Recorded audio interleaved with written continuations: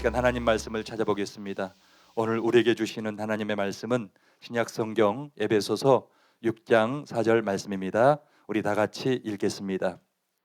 또 아비들아 너희 자녀를 노엽게 하지 말고 오직 주의 교훈과 훈계로 양육하라. 아멘. 이제 담임 목사님께서 나오셔서 자녀들에게 본이 되게 하소서, 이런 제목으로 하나님 말씀을 선포해 주시겠습니다.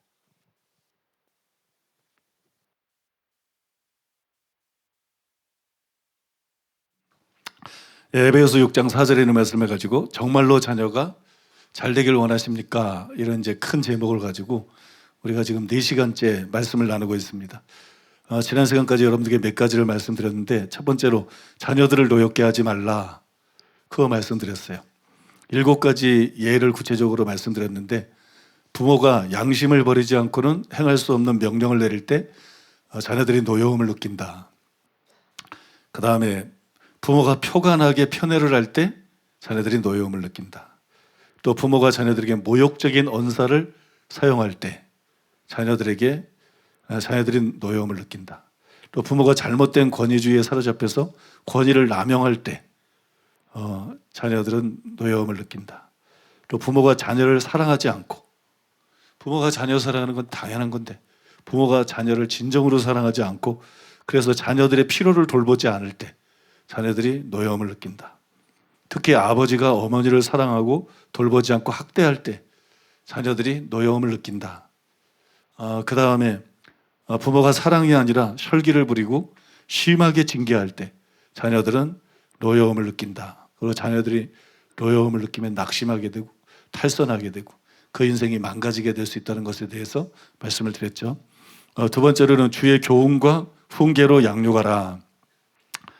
먼저 양육에 초점을 맞춰서 부모는 자녀를 태어나게 했으면, 자녀들이 태어나고 싶어서 태어났어요. 부모가 만든 거지, 그죠? 그 부모가 태어나게 했으면 그 자녀를 마땅히 사랑하고 양육하고 돌봐야 될 책임이 있는 거지. 짐승들도 그런 의무를 다 하는데, 그죠? 짐승들 중에도 자기 몸을 다음 세대의 먹잇감으로 주어서 키우는 그런 생물들까지도 있어요. 근데 사람이 자녀를 태어나기만 하고 자녀들에게 무관심하고 맨 빈둥거리고 놀기나 하고 이기적이고 자녀를 돌보지 않는다. 간단히 말하면 천국 못 갑니다. 지옥 갑니다. 그 사람이 목사래도 그건 반드시 지옥 갑니다. 회개치 않으면. 장로래도 권사래도 그건 누구래도 그건 반드시 지옥 갑니다. 왜냐하면 자기 가족을 돌보지 않으면 믿음을 배반한 사람이요, 불신자보다 악한 자니라 성경에 분명히 기록되어 있기 때문에 믿음을 배반한 사람이 어떻게 천국에 가? 그게 어떻게 믿음을 배반한 거면? 믿음은 양심과 같이 가는 거예요. 믿음은 사랑으로서 역사하는 믿음이에요. 자기 자녀도 사랑하고 돌보지 않을 정도로 이기주의자라면 그는 분명히 외식하는 자입니다. 그는 분명히 가짜 기독교인입니다. 그래서 그런 사람이 갈 천국은 없어요. 그런 사람이 갈 천국은 없어요. 자녀 양육의 책임을 기독교인이라면 반드시 다해야 된다. 그 다음에 아비들아, 그 대목에 초점을 맞춰서 자녀 교육을 학교에만 맡기지 말고 교회에만 맡기지 말고 부모들이 책임감을 가지고 이 일을 해야 된다. 그 다음에 주의 교훈과 훈계, 앞에 나오는 그 주의라는 단어에 초점을 맞춰서 주의 교훈과 훈계로 자녀를 양육해야 되는데, 그거는 주님의 자녀 교육 방식을 의미하고 또 주님의 자녀 교육 내용을 의미한다. 주님과 같은 방식으로 또 주님과 같은 내용으로 그렇게 자녀들을 교육하고 양육해야 된다는 것에 대해서 여러분들에게 말씀을 드렸습니다. 그 다음에 마지막 세 번째로 자녀들에게 본이 되는 삶을 살아라. 그걸 말씀드렸죠. 어느 정도 말씀드리다가 시간 때문에 끊었는데 오늘은 그 나머지 부분을 말씀드리고 그 다음에 결론적으로 자녀 교육에 대해서 강조하고 싶은 거, 꼭 강조하고 싶은 거 3가지를 여러분과 함께 나누고 이제 4주간에 걸친 한 달이네요. 한 달 동안 우리가 나눴던 이 설교를 마치고 다음 주에는 뭘 설교하느냐 몰라요. 아무튼 여러분 다음 주에 또 새로운 말씀을 함께 나누도록 하겠습니다. 자, 한번 따라해 볼까요? 자녀들에게 본이 되는 삶을 살아라. 미국의 한 TV 시사 프로그램에서 앤디 루니라는 사람이 앤디 루니가 아주 의미심장한 말을 했어요. 한번 따라해 보겠습니다. 우리에게 필요한 것은 더 나은 교육 기법도 아니고 더 나은 학교나 교사도 아니다. 우리에게 정말 필요한 것은 더 나은 부모들이다. 공감이 되시죠? 깊이 공감이 되시죠? 우리들에게 정말 필요한 것은 더 나은 부모들이다. 참 옳은 말이에요. W.B. 스프레이그가 말한 대로 선한 영향이든 악한 영향이든 부모가 미치는 영향만큼 결정적인 것은 없습니다. 부모가 자녀들에게 가장 큰 영향력을 행사해요. 그래서 뭐 교육 프로그램이 문제가 아니에요. 학교나 선생이 문제가 아니에요. 중요한 것은 더 나은 부모들이 필요한 거예요. 더 나은 부모들이 필요하고 더 나은 부모가 되는 것보다 중요한 게 없어요. 그래서 부모라면 막중한 책임감을 느껴야 됩니다. 그 부모의 위치가 자녀의 인생에 얼마나 중요한 영향을, 결정적인 영향을 끼치는가를 생각하고 부모라면 마땅히 막중한 책임감을 느껴야 돼요. 케네스 해긴 목사님은 좋은 목사예요. 어떤 분들은 해긴 목사님 요새 비판하는 사람들이 많아요. 그 참 몰라서 그래요. 몰라서.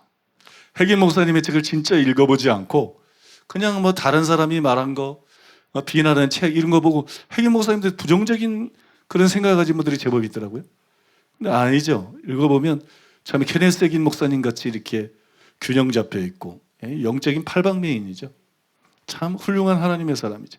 그런 좋은 목사님 참 찾아보기 힘들어요. 근데 케네스 해긴 목사님은 좋은 목사였을 뿐만이 아니라 좋은 부모였어요. 이것이 그분의 고백에 아주 잘 드러나 있습니다. 사람들이 우리에게 이렇게 말하는 걸 아주 여러 번 들었다. 10대 아이가 하나 있는데 도대체 그를 어떻게 해야 할지 모르겠어요. 교회에 나오려고 하지 않아요. 등등. 우리에게도 10대의 아들이 있었기 때문에 우리가 그들의 딜레마를 이해하리라고 사람들은 생각했다. 그러나 우리 아들은 전혀 그와 같지 않았다. 그가 어느 곳에 갈 경우 그는 어디로 가며 언제 돌아올 것인지 엄마에게 꼭 말하곤 했다. 그리고 그가 말한 그 시간에 돌아오곤 했다. 그가 밤늦게 출타를 해서 엄마와 여동생을 떠날 경우에는 꼭 그들을 챙기곤 했다. 그는 공부를 해야 할 때는 집에 있었고 그가 교회를 못 가게 방해하는 것은 있을 수 없었다. 알다시피 우리 아들은 신사였다. 그가 신사였다고 한 이유는 내가 그 앞에서 신사 노릇을 했었기 때문이다. 아들이 내가 한 대로 하리라는 것을 나는 알았다. 당신의 자녀들이 주의 교양과 훈계로 양육이 되고 당신이 주님과 함께 동행을 할 때 그들도 똑같이 할 것이다. 해길 목사님의 아들이 굉장히 반듯하게 자랐어요. 뭐 재벌 2세들 뿐만이 아니라 초대형 교회 목사들 중에도 달선한 사람들이 많아요. 우리나라에서도 아주 큰 교회 목사님 아들 뭐 문제들이 굉장히 사회적으로 시끄러운 적이 있죠. 그런 사람들이 많아요. 근데 해길 목사님 아들은 아버지 뒤를 이어서 아버지가 세운 교회를 굉장히 잘 그렇게 목회하고 있어요. 우리나라에서는 담임 목사 아들이 후임 목사가 된다. 이걸 굉장히 부정적으로 생각해요. 그거 잘못된 거예요. 잘못된 거. 그거는 긍정적일 수도 있고 부정적일 수도 있는 거예요. 담임 목사 아들이 정말 자격이 갖춰지지 않았을 때 아들이기 때 세우면 그건 잘못된 거예요. 그러나 자격이 갖춰지면 누구보다도 적임자인 거예요. 누구보다도 적임자인 거예요. 그러니까 담임 목사 아들이라 그래서 특혜를 받으면 안 돼요. 반대로 담임 목사 아들이라서 배제가 돼도 안 돼요. 뭐 여러분들이 나를 의심하지는 않을 거라고 믿습니다. 주원이는 뭐 장래 꿈이 아직 불투명하기 때문에 걔는 장래에 뭐가 될지 나도 모르기 때문에. 그다음에 주원이하고 나하고는 나이 차이가 많이 나가지고 내가 나중에 은퇴할 때 주원이를 담임 목사로 세울 수는 없어요. 너무 젊어서 너무 어리고 젊어서. 그러니까 뭐 나는 그런 생각도 없고. 그러나 그거는 아셔야 돼. 너무 여론들에 의해서 비성경적인 것이 옳지 않은 것이 옳은 것처럼 교회에 막 통하고 있어. 거기 막 인기가 있으니까 목사들이 인기 발언하고 그럼 그게 좋은 건지 알아. 그렇지 않습니다. 왜 여러분 교회를 세운 담임 목사의 자녀들이 불이익을 당해야 됩니까? 그죠? 담임 목사 자녀들이 아버지의 영향을 받아가지고 잘 준비되고 잘 자라면, 그죠? 얼마나 그보다 적임자가 어디 있어? 그런데 우리나라에는 물론 이제 그렇지 않고 자격이 안 되는데 막 사업하던 사람을 막 40대, 50대 막 신학교 갑자기 시켜가지고 막 저 근처에 좀 멀리 있는 어느 큰 교회처럼 막 후임으로 생기고 그러니까 나중에 아버지하고 아들이 막 원수가 되고 막 그런 일도 막 생기잖아요. 네, 그런 거는 잘못된 것이지만 아무튼 혜긴 목사님 그 아들은 아버지 뒤를 이어서 아주 목회를 반듯하게 잘하고 있어요. 근데 그 혜긴 목사님의 아들이 이렇게 잘 성장한 거, 이 우연이 아니에요. 또 저절로 된 것도 아니에요. 목사의 자녀라 그래서 다 바르게 성장하는 게 아닙니다. 혜긴 목사님이 등남했을 때 어떻게 했는지 아세요? 혜긴 목사님이 등남했을 때 이렇게 했어요. 나는 우리 아이들이 태어났을 때를 기억한다. 켄이 태어났을 때 나는 그 어린 것을 두 손으로 안고 이렇게 말했다. 사랑하시는 하나님, 이 아이를 주셔서 감사합니다. 내가 이 어린 것을 두 손으로 안을 때 나는 내 손으로 생명을 안고 있습니다. 그저 육신의 생명이 아니라 영을 안고 있다고 자각합니다. 나는 그를 잘 훈련시키고 그 앞에서 바르게 살고 그에게 모범을 보일 책임이 내게 있음을 압니다. 내가 훈련시킨 결과로 그가 죽을 때 천국에 가든지 아니면 지옥에 갈 것을 나는 압니다. 그건 엄숙한 생각이다. 하지만 성경이 말하는 것을 나는 알았다. 나는 우리 아빠에게서 또 다른 사람들에게서 그것을 보아왔다. 내가 우리 아이들 앞에서 바르게 사는 것은 중요했다. 나는 우리 딸 팻이 태어났을 때도 똑같은 기도를 하나님께 드렸다. 나는 내 역할을 다하고 딸 앞에서 바르게 살며 사랑으로 행하기로 서약했다. 나는 주의 교훈과 훈계로 딸을 양육하겠다고 주님께 말씀드렸다. 자녀가 태어났을 때 이렇게 한 분이 있나요? 자녀가 태어났을 때 이렇게 서약하고 또 혜긴 목사님은 그렇게 서약했을 뿐만이 아니라 실제로 자녀들에게 모범이 되는 자녀들에게 모범을 보이면서 모범이 되는 그런 삶을 살았어요. 그래서 자녀들이 그렇게 아버지의 영향을 받아서 반듯하게 성장한 거예요. 그러니까 혜긴 목사님의 간증도 상당히 감동적이에요. 도전이 많이 됩니다. 그런데 혜긴 목사님의 장인어른이 있어요.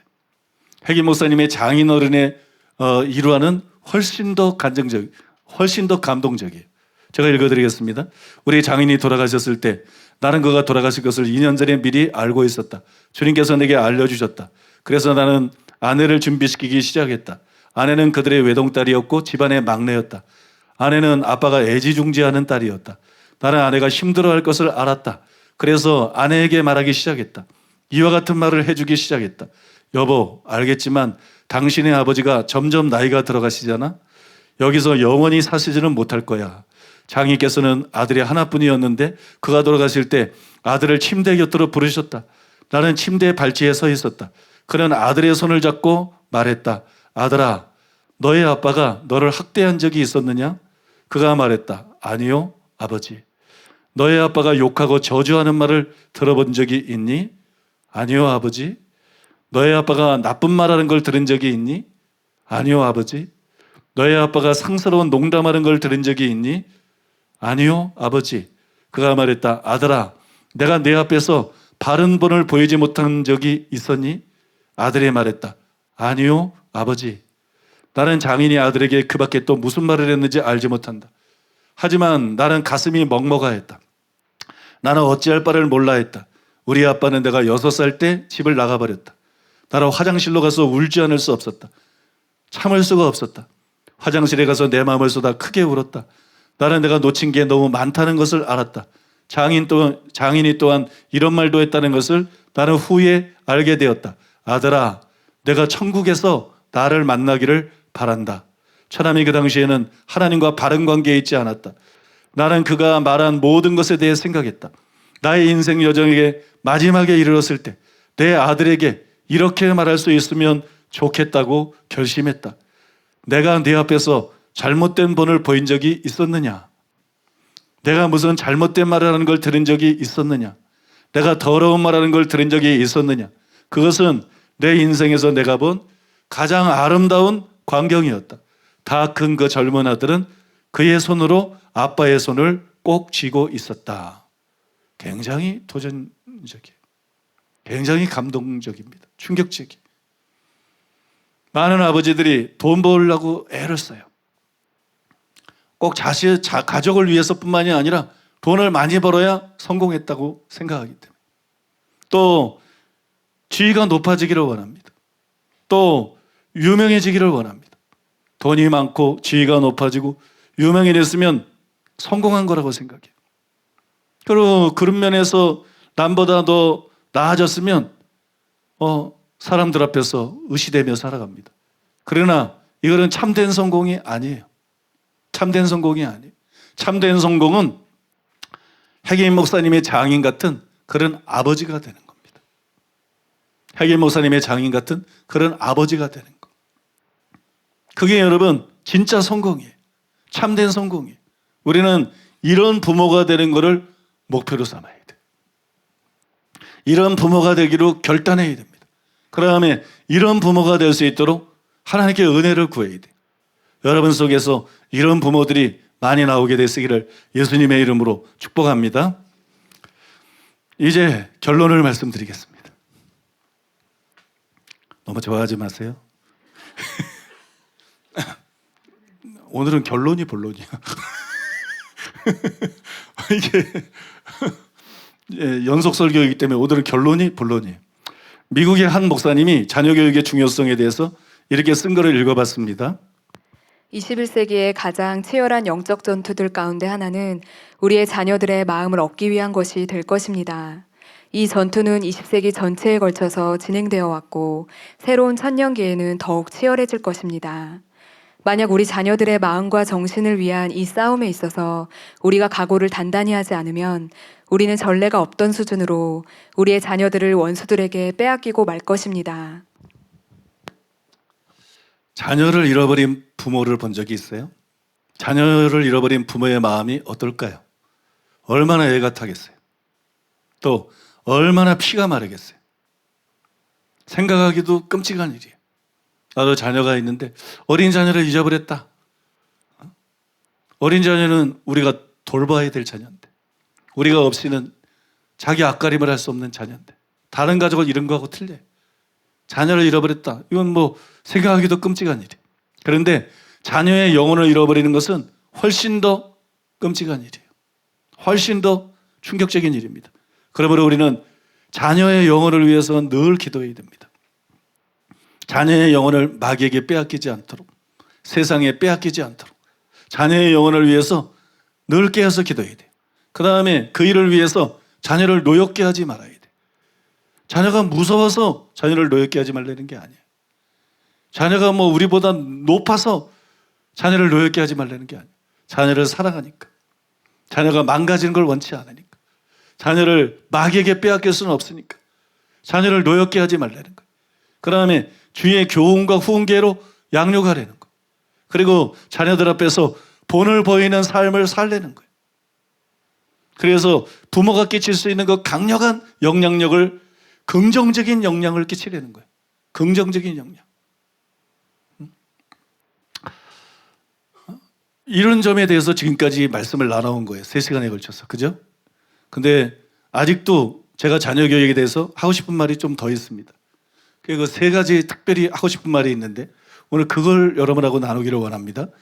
첫 번째로 따라해 보겠습니다. 여러분의 자녀들을 사랑하라. 우리 오늘 찬송 불렀잖아요. 거기 보면 뭐라고 나와요? 내가 울 때 어머니는 주께 기도드리고 내가 기뻐 웃을 때 찬송 부르십니다.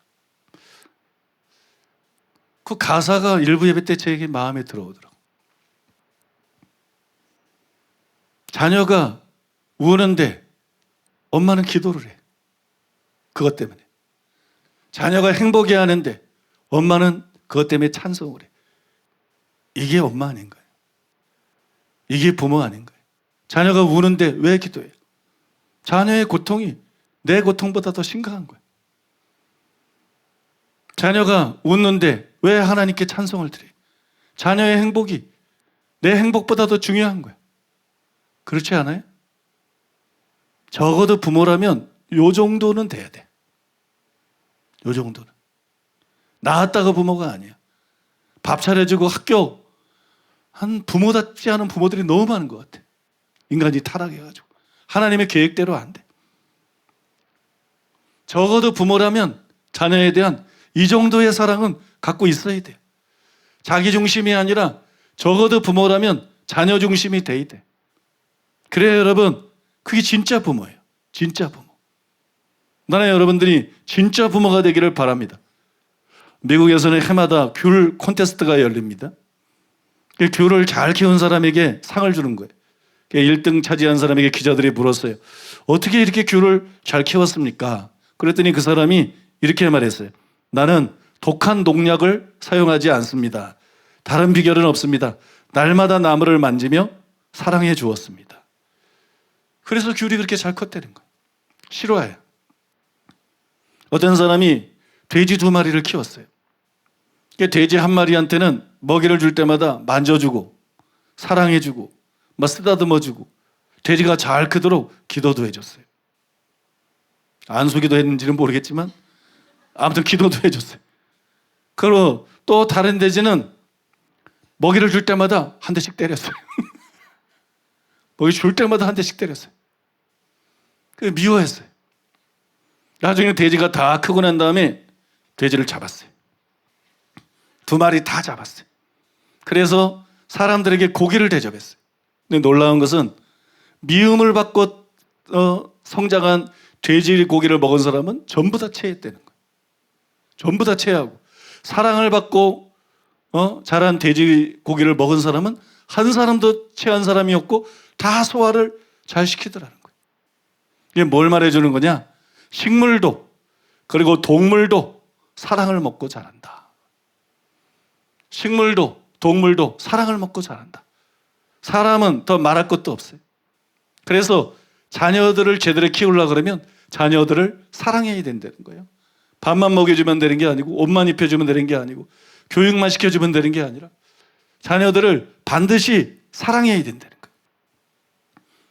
하나님께서 부모의 가슴에 다른 사람에게 없는 것을 주셨어요. 그게 부모를 부모되게 하는 거예요. 다른 사람에게는 없는 거, 다른 사람이 흉내낼 수 없는 걸 주셨어요. 그게 모성애예요. 그게 부성애입니다. 모성애와 부성애, 아무도 흉내낼 수 없어요. 그죠? 모성애를 주시고 부성애를 주셨어요. 이게 어디서 온 거예요? 하나님이 주신 거예요. 진화된 게 아니에요. 하나님이 사랑이시잖아요. 하나님이 어린 자녀들도 다 사랑해. 그들을 잘 돌보고 양육되기를 원하셔요. 근데 하나님이 그 일을 다 맡아 할 수 없기 때문에 부모를 선택한 거예요. 그리고 부모의 마음속에 당신의 마음을 불어넣어 준 거예요. 그게 모성애야. 그게 부성애야. 심지어는 사자나 호랑이나 하이에나 속에도 악어 속에도 독사 속에도 하나님께서 그걸 불어넣어 주신 거야. 왜? 하나님의 역할을 대신하라고. 그래, 부모는 뭐가 돼야 되느냐? 부모는 하나님의 대리자가 돼야 돼. 왜 하나님을 하늘에 계신 우리 아버지요 그럽니까? 그분이 진짜 아버지야. 아버지가 왜 생겼는데? 엄마라는 게 왜 생겼는데? 진짜 아버지인 그분의 역할을 대신하라고. 자녀들에게 진짜 아버지인 그분의 역할을 대신하라고. 성경에 하나님은 사랑이세요. 하나님은 사랑이십니다. 부모는 뭐가 돼야 돼요? 사랑이 돼야 돼요. 부모는 적어도 자기 자녀에게 사랑이어야 됩니다. 부모는 아들에게 사랑이어야 돼요. 부모는 딸에게 사랑이어야 돼요. 여러분 믿으십니까? 그게 하나님의 계획이고 그게 부모됨이에요. 부모와 자식 간에는 깊은 유대감이 있죠. 깊은 결속이 이루어져 있어요. 결속이. 이게 어디서 생긴 거냐? 낳아서 생긴 게 아니에요. 단순히 낳아서 생긴 게 아니라 부성애와 모성애 때문에 생긴 것이에요. 부성애와 모성애. 부성애와 모성애를 주셨어요. 그래서 먼저 정상적인 부모라면 자식을 낳고 난 다음에 자기보다 아들과 딸 우선이야. 아들과 딸. 아들과 딸을 사랑해요. 자식을 낳고 난 다음에는 이제 내가 자녀를 위해 살아야 되겠구나. 이 아이를 위해 살아야 되겠구나. 이런 마음이 안 들었다. 그건 이상한 부모야. 자식 낳기 전에는 자기를 위해 살라 그러지. 부부 간의 행복을 위해 살라 그러지. 자식이 낳고 난 다음에 당연히 이제는 자식을 위해 살아야 되는 거야. 그런 마음이 당연히 들어야 되는 거예요. 여러분 그런 마음이 다 드셨죠? 아이들 낳고 난 다음에. 그죠? 대부분 끄떡거리잖아요. 그게 정상이에요. 하나님 주신 모성애, 부성애 때문에 부모가 먼저 자녀를 사랑하는 거예요. 내리사랑이라는 말이 괜히 생긴 게 아니에요. 하나님이 하나님의 사랑을 부모의 마음에 넣어주고 이게 내려가는 거야, 사랑을. 그 다음에 부모가 어린 자녀들을 사랑하는 거야. 그래, 어린 자녀들이 아버지가 자기 아버지인지 몰라. 엄마가 자기 엄마인지 몰라. 낳는 거 봤어? 아버지가 자기 아버지인지 엄마가 자기 엄마인지 몰라. 근데 자기를 사랑해주는, 끔찍이 사랑해주는 한 여자가 있는 거야. 그게 엄마야. 자기를 끔찍이 사랑해주는, 자기를 끔찍이 염려하고 사랑해주는 한 남자가 있는 거야. 그게 아빠야. 여러분, 엄마, 아빠의 의미가 뭔지를 분명히 알아야 돼. 그게 엄마예요. 그게 아빠예요. 이래서 특별한 유대가 생기는 거예요. 그게 다른 게 아니잖아. 사랑이잖아. 사랑을 받았기 때문에, 나를 아끼고 사랑해주기 때문에 이제는 경쟁 상대가 아니야. 엄마나 아빠는. 아무것도 아까운 것이 없는 대상이야. 그죠? 이게 바로 부모와 자식 관계 아니에요? 부모와 자식 관계. 그러니까 부모와 자식 관계는 단순히 피로 맺어진 게 아니라는 거예요. 피는 물보다 진하다. 그죠? 당연히 진하죠. 물은 아무것도 안, 맹물인데. 물은 그냥 맹물인데 피는 물보다 진하다. 피는 뭐가 많이 들어가 있잖아. 아무튼 피는 물보다 진하다. 근데 아셔야 돼. 피보다 진한 게 있어요. 그건 사랑입니다. 피보다 진한 거. 그건 사랑이에요. 부모와 자식은 피로만 맺어지면 불행해집니다. 그러니까 내가 낳았으니까 내가 네 엄마야. 내가 낳았으니까 내가 네 아빠야. 저 여자가 날 낳아줬으니까 엄마야. 저 남자가 날 낳아줬으니까 우리 아빠야. 이건 굉장히 불행한 거예요. 단순히 피로 맺어지는 게 아니라 사랑으로 맺어지기를 원하신 거예요. 그래서 모성애를 준 거예요. 그래서 부성애를 준 거예요. 부모와 자식의 관계는 피가 아니라 사랑으로 맺어져야 됩니다. 믿습니까? 피보다 진한 사랑으로 맺어져야 돼. 그래서 부모들은 의식주를 제공하고 학교에 보내고 교육시키고 내가 부모 역할을 다 했다 이러면 착각이 되는 거예요. 정말로 하나님이 주신 부성애와 모성애를 가지고 자녀를 사랑해야 되는 거예요. 자녀를 사랑해야 돼. 자녀들이 정말 부모님은 나를 사랑하는구나 이걸 느낄 수 있게끔 진실로 사랑해야 돼. 이런 자녀들은 곁길로 가지 않습니다. 부모의 사랑을 제대로 느낀 자녀들은 부모가 책망하면 들어. 그런데 자식이 부모의 사랑을 못 느끼는데 부모가 책망하니까 반발하는 거예요. 여러분, 부모의 사랑을 정말 느끼면서 자란 아이들은 부모가 책망하면 듣습니다. 부모가 때리면 그거 이해합니다. 자기 잘 되라 그런 것인 줄 알고. 그죠? 그러니까 여러분, 부모가 된다는 것은 낳아서 먹이고 공부시키고 이거 아니다. 부모가 된다는 것은 근본적으로 하나님을 대신해서 자녀를 사랑하는 것이다. 아들을 사랑하는 것이고 딸을 사랑하는 것이다. 이걸 절대로 잊지 마시기를 바랍니다. 그리고 여러분들이 정말 자녀들을 사랑하는 사람 되시기를 바랍니다. 어린 자녀들이 엄마가 자기 사랑한 걸 느끼잖아. 왜 이렇게 엄마를 안 떨어지려고 그래? 가끔 엄마가 바쁜 일이 있어서 어디 가야 돼? 딴 여자가 와서 자기를 돌본다고. 근데 안아주는 것도 돌봐주는 것도 영 신통치 않아. 자기 불편한 것에 대해서 엄마라는 여자만큼 신경을 안 써. 비교가 안 돼. 그러니까 아이들이 엄마를 따르는 거예요. 낳아줘서 따르는 거 절대 아닙니다, 여러분. 자기를 낳아줘서 따르는 거 아니에요. 이 엄마라는 사람처럼 나를 아껴주는 사람이 없다. 배려해주는 사람이 없다. 맞잖아요, 여러분. 그죠? 지금 하는 얘기가 얼마나 실제적인 얘기인지 몰라.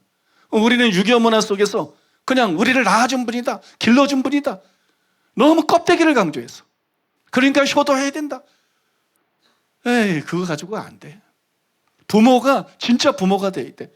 그러면 아예 악인이 아닌 이상 자녀들은 부모에게 효도하게 돼 있어. 부모의 아낌없는 사랑을 받았는데 자녀가 부모에게 뭐가 갖고 와? 그 다음에 자녀가 부모에게 마음껏 해드리고 싶지. 마음껏 해드리고 싶지. 그렇지 않나요, 여러분?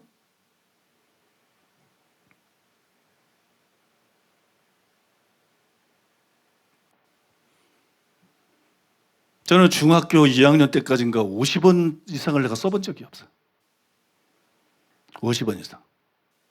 내가 중학교 때 내 점심은 자야였어. 손오공보다 좀 기다랗게 나온 거. 자야라고 그때 팔았어요. 자야. 라면 땅. 라면 땅 2봉다리. 그게 내 점심이었어. 도시락 안 싸가고 다녔어요. 그 바닷가에 중학교가 있었는데 바닷가 옆에 매점이 있어. 매점에 가가지고 자야 2봉지 사가지고 바다를 바라보면서 씹어 먹는 거야. 그 다음에 물 먹는 거야. 그럼 점심 다 먹은 거야. 나는 여러분 중학교 2학년 때인가 3학년 때까지인가 50원 이상을 내가 써본 적이 없어. 그때 50원이 큰 돈이 아닙니다, 절대로. 왜? 다 모았어요. 다 모아가지고 어머니 갖다 드렸어요. 집이 가난했기 때문에. 많이 가난했어요.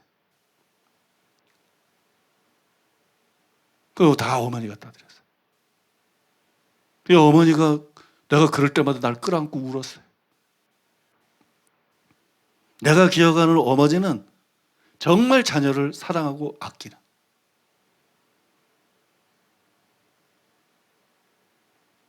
그러니까 나도 어머니에게 아까운 게 없는 거예요. 내가 장성에서도 개척교회를 해서 어려워서 그렇지. 개척교회를 해서 어려워서 그렇지. 나는 내 용돈에서도 돈을 모아가지고 돈만 모이면 다 어머니를 갖다 드렸어. 부인한테 안 갖다 줬어. 부인은 월급 가지고 쪼잔하게 그러진 않으니까 다 잡고 있어. 내 용돈이나 이런 데서는 다 어머니가 어려운 걸 아니까. 가난한 걸 아니까. 지금도 내가 어머니가 살아계셨으면 내가 어떻게 했을까? 아마 내가 할 수 있는 모든 걸 했을 것입니다. 왜? 어머니가 나한테 그랬으니까. 여러분, 사랑은 절대 일방적인 거 아니에요. 사랑은 절대 일방적인 거 아닙니다. 어머니라고 효도하는 거 아닙니다. 아버지라고 효도하는 거 아닙니다. 부모들도 정신 차려야 돼. 내가 아버지니까 효도해 주겠지. 착각에서 벗어나야 돼. 어머니까 심는 대로 거두는 거야. 심는 대로. 본인이 심는 대로 거두. 이기심을 거두면 이기심을 거두고, 본인이 이기적이면 자녀들도 자신에 대해서 이기적이야. 본인이 정말 자녀를 사랑으로 키웠으면 자녀들도 자신에 대해서 정말 사랑으로 대하게 돼 있고. 그래서 여러분들에게 전체에게 말씀드리는 거예요. 자녀를 진짜 사랑하는 부모가 되라. 나는 여기 나이 든 어르신들 중에는 그런 부모님들도 많이 계시겠지만 또 그렇지 않은 부모님들도 있겠죠. 그럼 어떻게 해야 되냐? 기독교는 회개하면 끝나는 거야. 적어도 자녀가 기독교인이라면 부모의 과거가 문제되진 않아.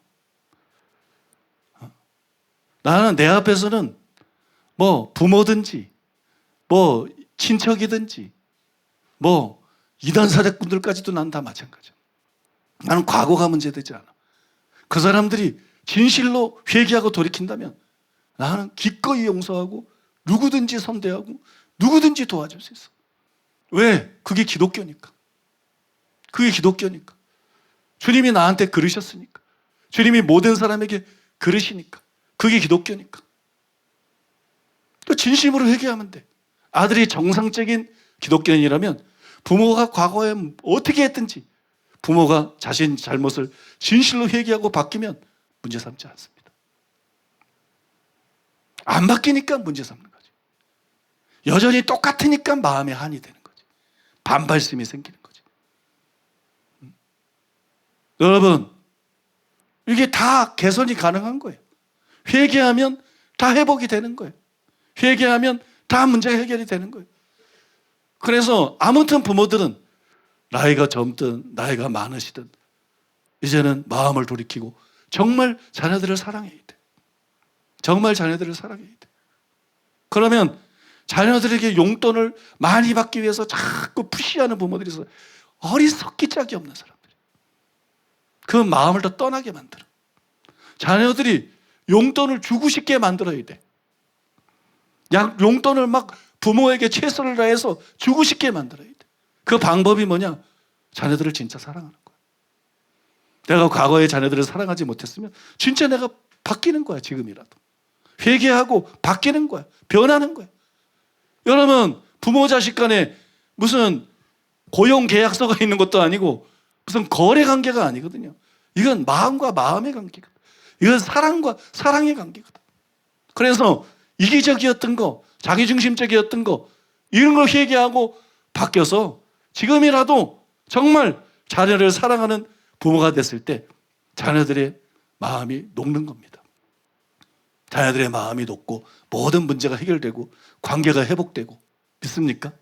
그때 마음에서 우러나오는 진짜 효도가 그냥 저절로 되는 거예요. 그렇게 될 수밖에 없는 거예요. 제가 이 답을, 실제적인 답을 가르쳐 주는 거예요. 이런 실제적인 문제들이 있는데 그냥 좋은 얘기만 하고, 뭐 기독교가 유교도 하는데 유교적으로 내 부모를 공경하라, 내 부모에게 효도하라, 이런다고 공경이 되는 것도 아니고 이런다고 효도가 되는 것도 아니에요.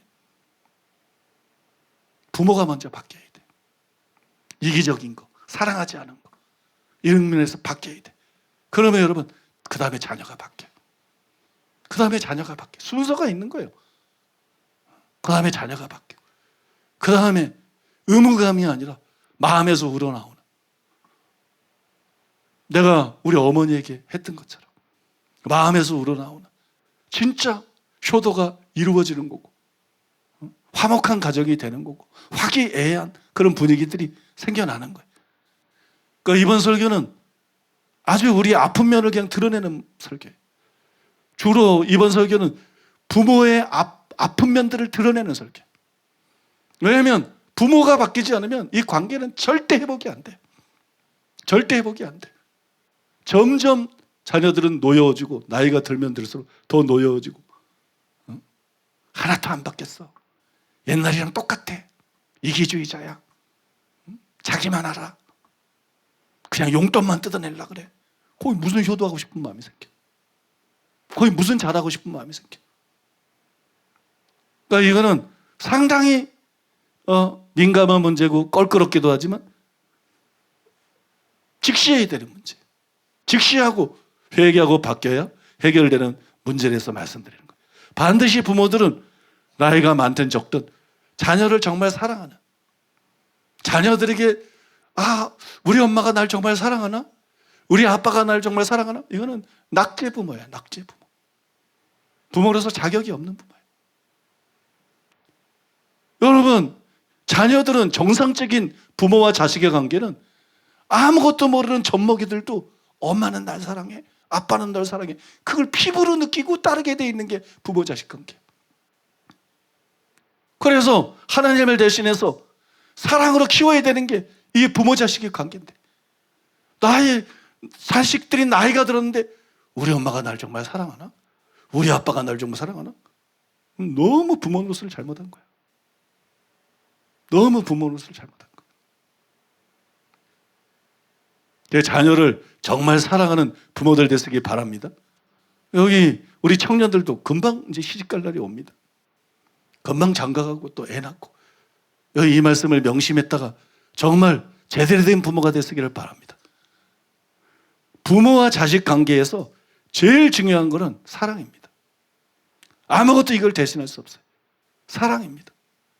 자식들이 뭐 남들은 잘 사주는데 우리 보면 안 사줘. 그런 데서 상처받는지 아십니까? 안 그렇습니다, 여러분. 안 그렇습니다. 부모의 마음 때문에 상처받습니다. 부모의 마음 때문에. 부모의 말, 부모의 마음을 볼 수 있는, 부모의 사랑이 배어있지 않은 부모의 말들 때문에 상처받고 마음이 떠나는 거예요. 부모의 마음을, 부모가 하나님의 사랑을 가지고 부모의 마음을 제대로 보여주면 설사 가난해도, 설사 못해주는 게 많아도 자녀들은 절대로 부모를 싫어하지 않습니다. 부모를 멸시하지도 않습니다. 더 부모를 사랑하고 더 부모를 긍휼히 여기고 더 부모에게 잘하기를 원하지. 내 어머니가 굉장히 가난했지만 나는 우리 어머니를 멸시해 본 적이 없어요. 내 어머니가 뭐 경제적으로 나에게 뭘 잘해주지 못했지만 그렇다 그래서 한 번도 원망하는 마음 가져본 적도 없어요. 그냥 어머니가 좋고 어머니가 감사하고 어머니에게 잘해드리고 싶고 나도 효도하고 싶고 그렇지. 왜냐 그러면 부모 자식의 관계는 거래 관계가 아니기 때문에 자꾸 착각할 수 있어요. 돈을 많이 벌고 뭐 좋은 걸 사주고 뭐 좋은 걸 먹게 해주고 원하는 대로 해줘야만 자녀가 바르게 되는 건 아니에요.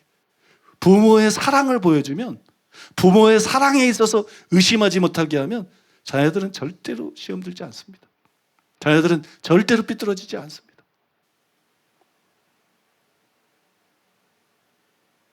자녀 교육에 있어서 자식을 향한 부모의 사랑, 자녀를 사랑하는 부모의 마음, 이것만큼 결정적인 것은 없다. 이게 99%다. 이것만큼 결정적인 건 없다.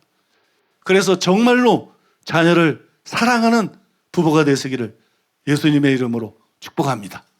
그 다음에 두 번째로 따라해 보겠습니다. 어린 자녀들과 놀아주라. 여러분, 자녀들은 부모에게 사랑받기를 원합니다. 부모도 마찬가지예요. 하나님이 우리를 사랑하시죠? 세상의 일처럼 사랑하사. 또 하나님은 사랑받기를 원하세요. 그래서 계명을 주셨어요. 내 마음을 다하고 목숨을 다하고 뜻을 다하여 주 너희 하나님을 사랑해라. 나를 더 사랑해라. 네 엄마나 아빠보다 나를 덜 사랑하면 안 돼. 아들이나 딸보다 나를 덜 사랑해도 안 돼. 그죠? 하나님은 우리를 무한히 사랑하셔. 그럼 우리한테 사랑하는 만큼 무한한 사랑을 받기를 원해. 그죠? 그게 사랑이에요. 그게 사랑. 그래, 자녀들뿐만 아니라 부모들도 자녀들의 사랑받기를 원해요. 근데 이 문제에 있어서 전에 말씀드렸지만 엄마들이 굉장히 유리합니다. 엄마들이 참 유리해. 엄마들은 어려서부터 자녀와 함께 시간을 보냅니다. 그죠? 그리고 자녀들을 사랑으로 돌봐요. 그래서 엄마는 말을 안 해도 자녀들이 엄마가 자기를 사랑하는 걸 알아. 늘 밥 챙겨주고 늘 씻겨주고 그죠? 늘 기치대거리 하는 거 보면서 얼마나 그거 누가 월급 준다고 그렇게 하겠어요? 애 돌보는 게 제일 힘들다 그러잖아요. 사랑하니까 그렇게 하는 거지. 그러니까 엄마는 굉장히 유리해. 근데 아빠는 밖에 나가요. 밥 먹으면 밖에 나가가지고 자녀들이 안 보는 데서 땀을 흘려. 자녀들이 안 보는 데서 열심히 쇠가 빠지게 일하고 자녀들이 안 보는 데서 직장 상사에게 구박받고 스트레스 받고 자녀들은 몰라요. 그냥 저녁 때 와가지고 고슴도치 같은 수염 난 거로 막 귀엽다고 부벼가지고 따갑다. 저 인간은 따갑다. 저 인간이 나한테 가까이 오면 경계태세에 들어가야 된다. 어떻게 하든 저 수염으로부터 나를 방어해야 된다.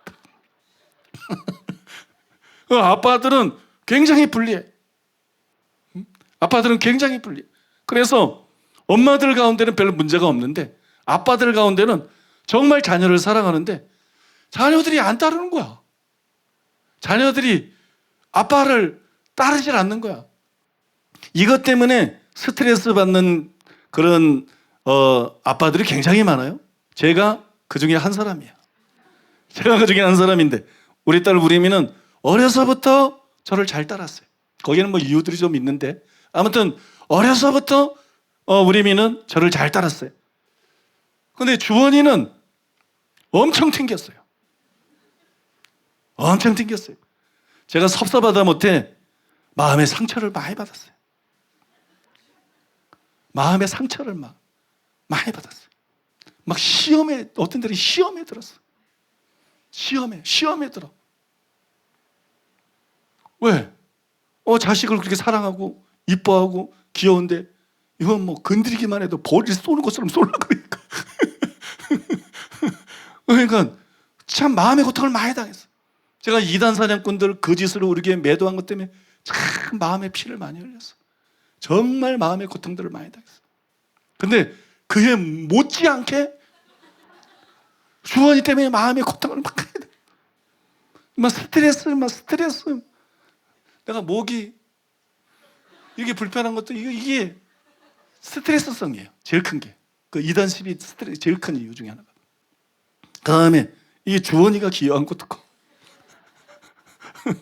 주원이가 기여한 것도 커요. 근데 지금은 그렇지 않아요. 지금은 나이가 들고 아빠가 정말 자기를 사랑하는 걸 알기 때문에. 그래서 뭐 그렇지 않지만 어릴 때는 아주 심각했습니다. 그러면 왜 아빠들이 자녀들을 사랑하는데 자녀들이 아빠를 싫어할까요? 또는 자녀들이 아빠를 따르지 않을까요? 제가 그 이유를 몰랐어요. 도저히 이유가 몰랐어요. 응? 왜 옛날에는 막 주원이한테 따졌어.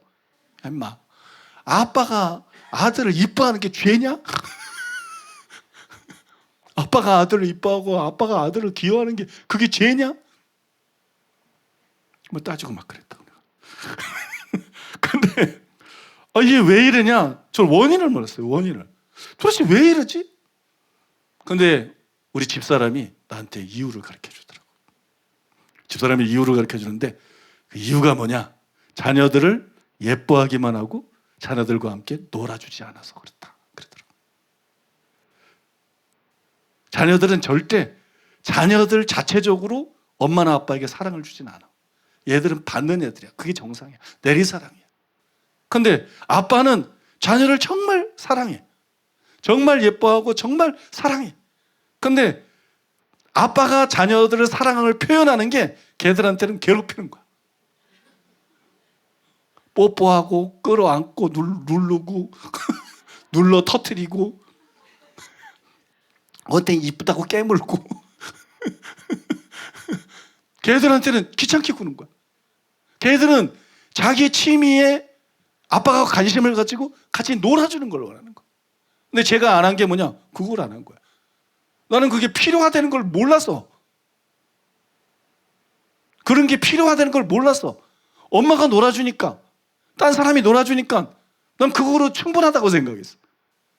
내가 아이들을 예뻐하기는 했지만 아이들과 놀아주지는 않았어요. 네, 우리 주원이 어렸을 때 이마트, 그냥 이마트 갈 때만 날 따라. 난 이마트 엄청 갔어. 걔 따르는 게 좋아가지고. 이마트 갈 때마다 날 따라. 이마트 갈 때마다 막 10만 원, 15만 원 털려 걔한테. 이마트 엄청 갔어. 이마트 가면 그 블록으로 이렇게 조립하는 거 있잖아요. 뭐라 그러죠? 예? 레고. 그거 엄청 샀어요. 그거 사면 저는 이제 귀여워서 사죠. 또 저는 거래를 해. 아빠가 요거 사주면 뽀뽀 몇 번 할래? 그래가지고 사줘요. 그거 이제 집에 와요. 집에 오면 난 걔하고 같이 만들질 않아. 나이가 많잖아. 내가 지금 블록하고 놀라야. 내가 지금 블록하고 놀 나이는 아니잖아. 그러니까 사주긴 사줘. 근데 그걸 같이 맞추고 놀지는 않아. 우리 집사람이 항상 그걸 같이 맞춰. 그거 맞추면 우리 집사람이 뭐라 그래. 그거 같이 맞추지도 않을 거면서 맨날 사줘가지고 나만 고생하게 만들고. 저는 그게 당연하다고 생각했어요. 그게 내가 잘못했다는 그런 의식이 없었어요. 그래서 이게 뻔한 얘기 같아도 여러분 지금 젊은 아빠들 또 앞으로 아빠가 될 청년들에게 이게 굉장히 고급 정보라니까. 이 엄청나게 고급 정보. 나는 정말 그게 잘못한 거를 몰랐어. 나는 아이들을 정말 사랑하니까, 정말 이뻐하고 정말 아끼니까. 그 다음에 나는 아이들하고 시간을 많이 보냈어. 아이들을 데리고 너무 온갖 데를 다 갔어. 아무튼 그런데 왜 나를 안 따르나? 응? 나는 아이들이 이렇게 시간을 내고 같이 지내는데 왜 이렇게 안 따르나? 근데 내가 그러기만 했지 놀아주질 않은 거야. 놀아주지. 응? 여러분 이유를 아셨으면 자녀들하고 놀아주세요. 자녀들을 이뻐하지만 말고 자녀들을 눈높이에 딱 맞춰가지고 자녀들이 좋아하는 놀이를 함께 하세요. 그러면 자녀들이 바뀝니다. 그러면 자녀들이 그때부터 아빠를 따르기 시작합니다. 예를 들어서 어릴 적에 주원이가 나는 안 따랐어요. 아빠인데 나는 안 따라. 근데 나보다 훨씬 못생긴 김용택 목사님은 엄청 잘 따라. 김용택 목사님은 엄청 잘 따라. 또 김경원 안수 집사님도 엄청 잘 따라. 왜 잘 따르냐? 둘 다 아이들하고 잘 놀아주는 사람이에요. 둘 다 아이들하고 잘 놀아줘요. 두 분 다 가정에서 엄마보다도 자녀들에게 아빠가 더 인기가 있는 그런 사람들이에요. 특히 그 김경원 안수 집사님은 저도 주원이에게 사슴벌레 엄청 잡아다 줬습니다. 그 녀석이 사슴벌레를 좋아할 때는 나는 새벽 1시, 새벽 2시에도 후라시 들고 후라시 들고 사슴벌레 찾으려고 산을 누볐어. 시골에 운전하고 가가지고 그 전등 밑 가로등 밑에 시골 그런 데 가보면 그게 하나씩 있거든요. 그래는 사슴벌레 내 손에 열어 죽었네요. 사슴벌레 엄청 잡았어요. 그 사슴벌레 잡으면 주원아 사슴벌레 한 개 뽀뽀 몇 개. 평소에는 안 해주니까 나는 아주 그 주원이의 뽀뽀에 막 굶주려 있으니까. 그래서 이제 그랬는데 김경은 안수 집사님은 그 딸이 둘이 있는데 딸들에게 사슴벌레도 잡아다 주고 나하고 옛날에 산에 다닐 때 보면 개구리도 잡아다 줘. 개구리 징그러울 것 같은데 그 개구리 잡아다 줘. 그건 하면 어떠하냐? 뱀을 잡아다 줘. 뱀. 같이 산을 가는데 독사가 나오잖아요. 독사가 이제 큰 독사 말고 청소년 독사가 나오잖아요. 청소년 독사가 딱 나오면 페트병에다가 그걸 담아. 그래가지고 집에 가지고 가. 집에 가져가가지고 딸들한테 줘. 그러면 딸들이 그 페트병 속에 든 독사를 보면서 그렇게 재밌어하고 그렇게 즐거워하고 엽기적인 가족이에요. 참으로 엽기적인 가족이에요.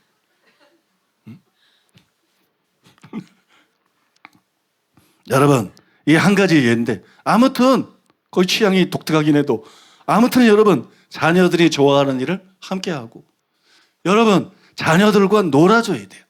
그래야 여러분 자녀들이 엄마 못지않게 아빠를 따르게 되는 거예요.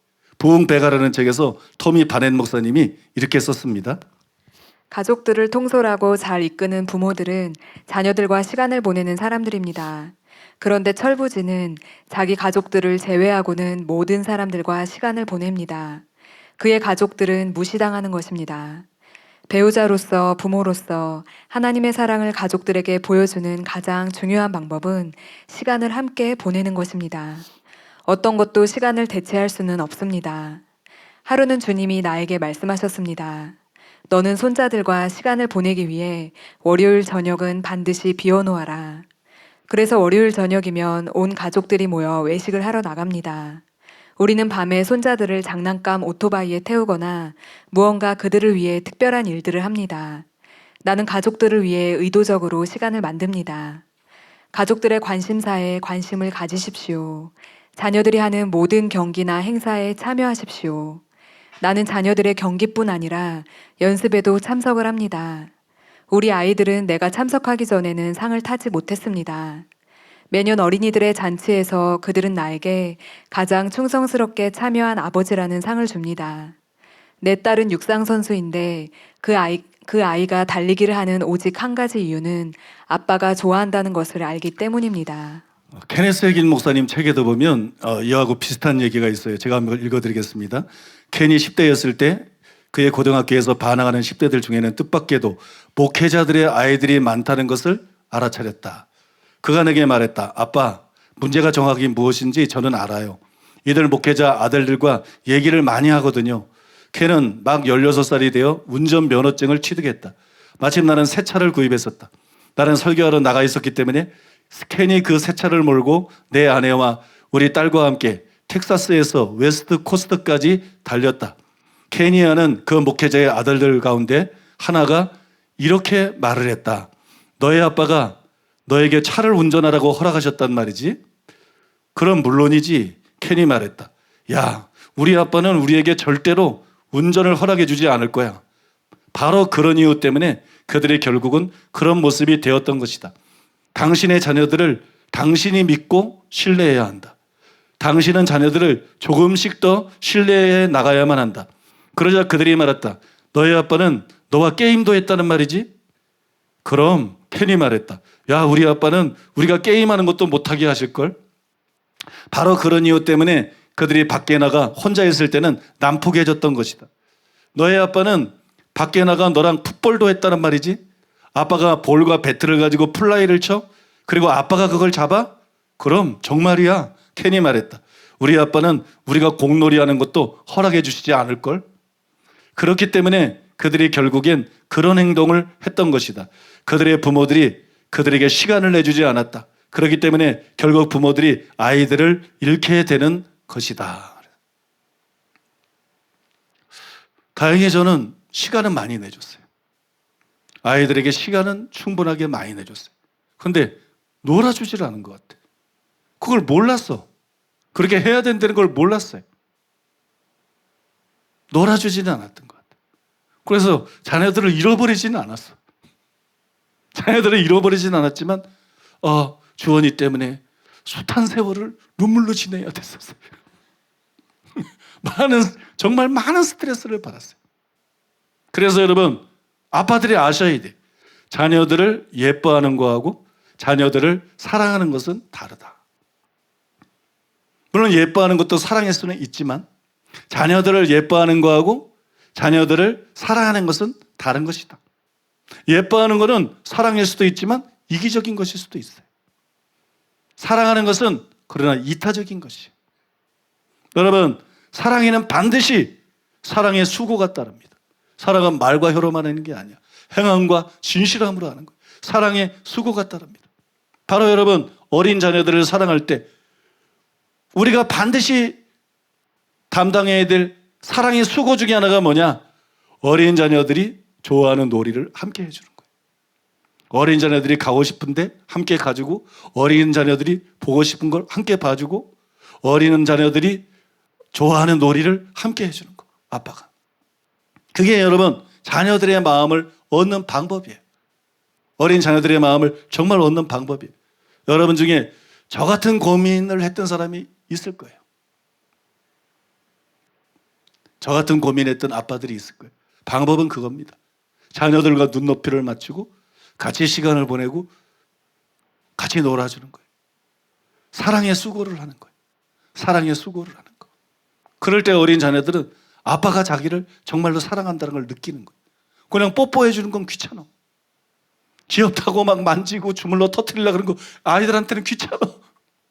그게 우리는 사랑해서 하는 거지만 아이들은 사랑인 줄 몰라요. 그러나 아빠가 같이 시간을 보내고 아이들이 좋아하는 놀이들을 함께 해줄 때 아이들은 아빠가 정말 자신에게 관심이 있고 자기들을 사랑한다는 걸 아는 거예요.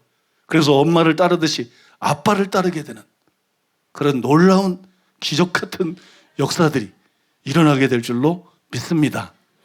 이제 마지막 세 번째로 따라해 보겠습니다. 다 성장한 자녀들에게 함부로 이래라 저래라 하지 말라. 창세기 2장 21절로 24절. 여호와 하나님이 아담을 깊이 잠들게 하시니 잠들매 그가 그 갈빗대 하나를 취하고 살로 대신 채우시고 여호와 하나님이 아담에게서 취하신 그 갈빗대로 여자를 만드시고 그를 아담에게로 이끌어 오시니 아담이 이르되 이는 내 뼈 중에 뼈요 살 중에 살이라. 이것을 남자에게서 취하였은즉 여자라 부르리라 하니라. 이러므로 남자가 부모를 떠나 그의 아내와 합하여 둘이 한 몸을 이룰지로다. 마지막 구절 24절에 보면 이렇게 나와 있죠. 이러므로 남자가 부모를 떠나, 남자가 부모를 떠나 그의 아내와 합하여 둘이 한 몸을 이룰지로다. 남자가 누굴 떠나야 된다고요? 누굴 떠나라고요? 부모를 떠나라. 이거 굉장히 중요한 내용이에요. 우리는 유교적이 되면 안 돼. 우리는 기독교적이 돼야 돼. 우리는 성경적이 돼야 돼. 결혼이라는 게 뭐냐? 남자가 부모를 떠나는 거예요. 이 남자가 부모를 떠나지 않으면 가정에 많은 문제가 생겨요. 남자가 소신을 가지고 성경에 기초해서 부모를 떠나는 거예요. 이 24절의 의미에 대해서 케네스 긴 목사님이 이렇게 썼어요. 이 말씀에는 지금까지 기술된 결혼에 대한 가장 풍부한 사실들이 몇 가지 들어있다. 남자는 그의 부모를 떠나야 한다. 아내는 그녀의 부모를 떠나야 한다. 그리고 두 사람은 가정을 이루어야 한다. 이것이 가정생활의 시작이다.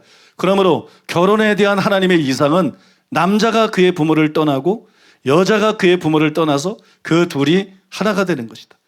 그 부모를 떠나라고 내가 말할 때 그 말은 부부가 그들의 부모를 방문해서는 안 된다는 뜻이 아니다. 관계를 끊으란 말이 아니라는 거예요. 그 부부의 부모들이 그들의 가정의 우두머리가 되어서는 안 된다는 뜻이다. 장모나 장인이 부부에게 이래라 저래라 지시하고 싶어하기 때문에 가정에 문제가 더 많이 발생했다. 사람들에게 조언을 하는 것은 좋은 일이다. 그러나 다른 사람들의 삶을 지배하는 것은 옳은 것이 아니다. 설령 자기 자녀들이라 할지라도 예가 아니다. 그들이 어른이 되면 그들 자신이 하나님께 책임을 지는 것이다. 이거 굉장히 주옥 같은 얘기예요. 아주 중요한 얘기입니다. 저 이런 중요한 지적을 하고 난 다음에 해길 목사님이 한 가지 사례를 들었습니다. 레마 성경신학교 졸업생 두 사람이 기억에 남는다. 그 젊은 남자는 훌륭하고 성공적인 목회자였다. 그들은 만나서 결혼하기로 결정했다. 처음에 여자의 어머니는 좋다고 말했다. 그런데 그때 그녀의 어머니는 잘못된 가르침에 붙잡혀서 이렇게 말했다. 내가 아무리 나이를 먹어도 너는 여전히 부모님께 순종해야 하는 거야. 내가 그 사람과 결혼을 하되 1년을 기다려야 한다. 그녀는 20대 중반이었다. 그녀가 말했다. 안 돼요. 우리는 이미 모든 계획을 다 세워놓았단 말이에요. 그녀의 어머니가 말했다. 그러면 너 불순종하는 거다. 그들은 둘 다 내게 장거리 전화를 걸어왔다. 울면서 전화를 했다. 그 젊은 여자가 말했다. 저는 어떻게 하면 좋아요? 엄마에게 순종해야 하나요? 내가 말했다. 자매는 나이가 24이에요. 엄마의 말을 반드시 따라야 하는 건 아닙니다. 자녀들이 부모님께 순종하기 위해서는 그들이 아이로 있는 동안에 훈련이 되어야 한다. 그리고 아이들은 성장하면 독립해서 사회에 나가야 한다. 부모들은 자녀들이 스스로 결정하도록 가르쳐야 한다. 다 자란 자녀들에게 부모는 책임이 없다. 나는 이 젊은 부부에게 가서 결혼하라고 일렀다. 내가 말했다. 자매는 엄마에게 무례를 범하고 있는 게 아니에요. 어머니는 자매의 인생을 지배하고 이래라 저래라 할 수 없어요. 이 경우는 성령 충만한 두 그리스도인들 간의 상황이었으며 그중 한쪽은 사역에 나간 지 여러 해가 된 사람이었다. 우리는 모두 기도했는데 여자 역시도 남자가 가졌던 것과 똑같이 사역에 대한 열망이 있다는 것을 확신했다. 그녀는 남자를 돕고자 하는 소원이 있었다. 내가 말했다. 그렇다면 자매는 하나님을 따라야 해요. 나는 자매의 어머니가 말한 것을 어찌할 수가 없어요. 당신들은 하나님께서 당신네 두 사람에게 말씀하셨다고 믿는 바를 따르는 게 좋을 것입니다. 그들은 가서 결혼을 했다. 그녀의 부모들은 결혼식에 오지도 않았다. 내가 그녀를 데리고 통로를 행진했다. 후에 그 어머니와 아버지가 그들에게 말했다. 우리를 용서해 주겠니? 우리가 잘못이었다. 만일 다시 그런 일이 발생한다면 우리는 너의 결혼식에 참석할 것이다. 무슨 얘기인지 들어서 아시죠? 두 사람의 남녀가 결혼하기를 원했는데 그 신부의 어머니가 안 된다. 1년 뒤에 해라. 그것 때문에 해길 목사님에게 상담을 요청했는데 해길 목사님이 지금 해도 된다. 왜냐하면 성인이기 때문에 부모에게 그런 권한이 없다. 이 얘기가 여러분들에게 굉장히 새롭게 들릴지 모르겠어요. 또는 뭐 나이 든 분들이나 한국 문화 속에서 산 사람들은 이런 게 굉장히 이색적으로 들릴지 모르겠어요. 근데 이게 진리예요. 이게 성경이에요. 부모는 자녀들을 위해 군림할 수 없습니다. 부모가 평생 자녀 위에 군림해야 되는 게 아닙니다. 부모는 보호자로서 양육자로서 자녀들이 어릴 때 자녀들이 바르게 성장하도록 주의 교훈과 훈계로 양육하고 때때로는 회초리로 때리기도 하고 바르게 모범을 보이면서 성장시켜야 돼. 그러나 자녀들이 점점 자라면서 아주 어린 아이들은 혁인 목사님의 간증에도 보면 예수를 믿든지 안 믿든지 천국 간다 그러죠. 그죠? 그러나 어느 정도 자라면서 얘들이 책임 있는 선택을 할 수 있게 될 때 그때는 예수를 믿지 않고는 절대로 천국 못 가죠. 자녀들이 자라면서 점점 자기가 책임을 가지고 선택할 수 있게 성장해 나간다. 그리고 성인이 된다. 그리고 성인이 되고 난 다음에는 자녀가 옳고 그른 걸 결정하는 거예요. 그런 결정을 잘 할 수 있도록 부모가 잘 교육을 시키고 성장을 시켜야 되는 것이지. 이미 성인이 됐는데 부모가 부모의 판단에 따라서 부모의 생각이나 부모의 가치관에 따라서 이건 해라, 이건 하지 말아라, 이거는 월권이에요. 부모에게는 그런 권한이 없는 거예요.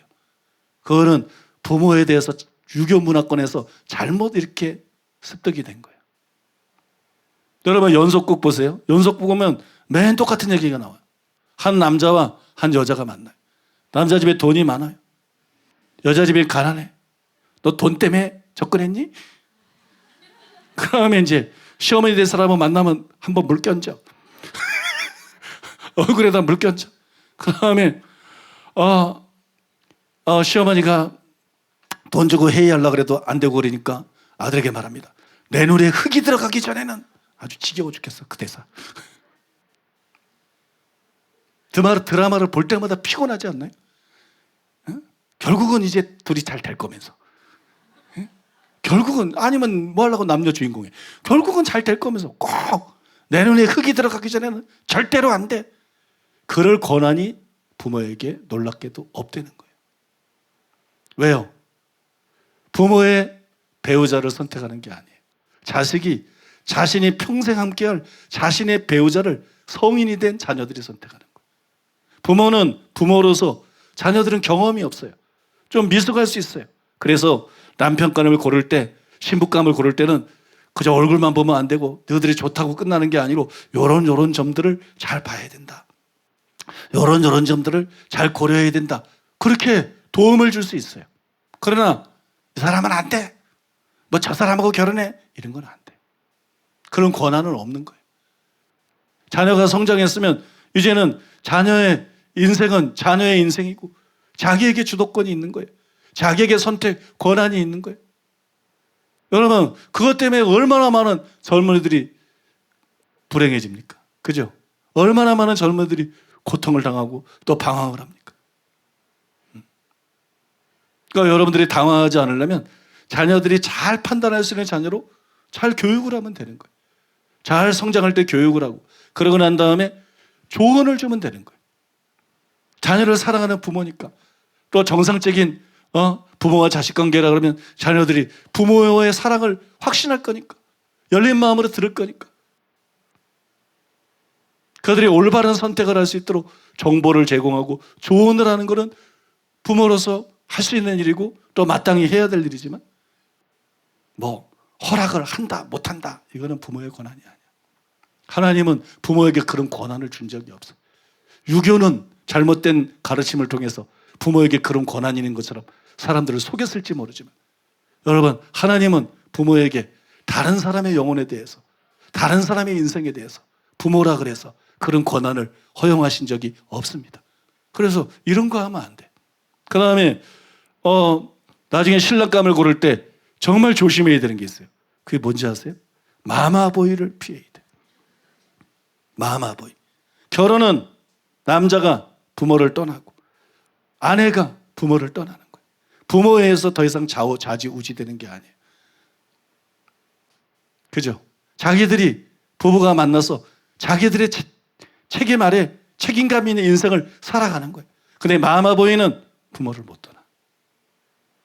마마보이는 절대 엄마를 못 떠나.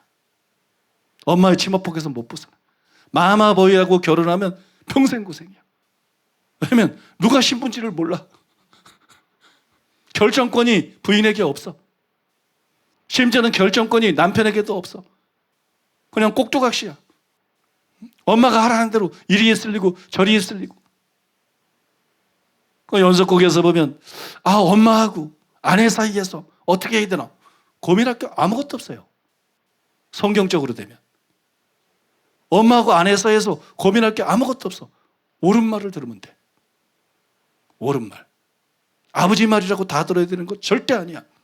엄마 말이라고 들어야 되는 거 절대 아니야. 누가 말하든지 옳은 말을 들으면 돼. 어거지는 안 들으면 돼. 뭐 떼쓰는 건 안 들으면 돼. 무시하면 돼. 말 같지 않은 말들은 누가 말하든 안 들으면 돼. 그게 바른 거예요, 여러분. 그게 바른 것이고 그게 여러분 성경적인 것이에요. 그 다음에 이 말씀에 의거해 볼 때 꼭 지적해야 되는 게 뭐냐? 그거는 여러분 우리나라의 문화인데 아주 잘못된 문화입니다. 비성경적이고 삐뚤어진 문화. 그게 뭐냐면 시어머니 노릇하는 거. 여자들이 결혼할 때 며느리가 되려고 결혼하는 게 아니야. 이걸 분명히 아셔야 돼. 여자들이 결혼할 때 시어머니의 며느리 되려고 결혼하는 거 아니야. 신랑의 아내가 되려고 결혼하는 거야. 이걸 착각하면 안 돼. 절대로 착각하면 안 돼. 남편은 결혼할 때 부모를 떠나는 거예요. 부모의 관계도 유지하고 부모를 공경하고 효도하지만 가정사에서 결정할 때는 아내하고 상의하는 거예요. 아내하고 또 상의하고 그의 성인이니까 자신들이 판단해서 책임감을 가지고 결정하는 거지. 거기 뭐 시어머니가 이래라 저래라 말할 게 아무것도 없는 거야. 우리나라는 시어머니 노릇을 너무 잘해. 불행하게도 신앙 따로 생활 따로 해요. 기도 많이 하고 교회에서는 종정받는 권사님인데 못된 시어머니들 얼마나 많은지 몰라. 많아요, 여러분. 심지어는 목사님 사모님인데 못된 시어머니 얼마나 많은지 몰라. 여러분, 기독교는 진리를 따라가는 거예요. 그러니까 여기 시어머니들 많이 있잖아요. 나도 시집살이 많이 했는데 억울하다. 그거 버려요. 나도 시집살이 심하게 했는데 이제 내가 시어머니 되려니까 왜 이 설교를 하는 거야? 이제 내 차례인데. 그거 버려요. 여러분, 진리를 따라가세요. 기득권을 내려놓으세요. 잘못된 문화가 주는 기득권을 내려놔야 돼. 여러분, 뭐가 다릅니까? 그리스도 예수 안에서는 남자나 여자나 하나다. 그러면 뭐가 달라요? 신랑하고 신부하고 뭐가 달라요? 그죠? 아무 차이가 없는데 왜 신랑은 아무런 그런 제재가 없는데 신부는 꽉 쥐어져 가지고 눈치 보며 시어머니 밑에서 시집살이를 해야 돼. 이런 생각 자체가 굉장히 잘못된 생각이다. 사랑이신 하나님께로부터 나온 것이 아니고 굉장히 잘못된 생각이에요. 그래서 그거 버리세요. 제가 일부 예배 설교하고 나서 식사하는데 김옥경 목사님이 옆에서 그 얘기를 하더라고. 그 신앙 좋은 권사님 중에 또 못된 시어머니들이 많다 그러는데 목사님, 우리 그 여자 목사님 있잖아요. 곽소영 목사님하고 이양임 전도사님. 그 시어머니가 한 분이죠. 여러분 아시죠? 그죠? 시어머니가 한 분이죠. 오양자 권사님. 오양자 권사님 얼마나 신앙생활 잘해. 얼마나 기도 많이 하고 치유도 하고 얼마나 좋아. 근데 오양자 권사님은 어떤 시어머니인가? 교회에서 신앙 좋다고 소문난 이 오양자 권사님은 어떤 시어머니인가? 김옥경 목사님이 한번 곽소영 목사님하고 이양임 전사님한테 물어봤대. 오양자 권사님 시어머니 노릇 많이 하느냐? 그랬더니 두 사람이 이구동성으로 사람이 전혀 하는데 최고래 최고. 딸들처럼 생각하고 전혀 시어머니 노릇을 한 적이 없대. 너무 잘해준대. 이게 진짜예요, 여러분. 이게 진짜예요.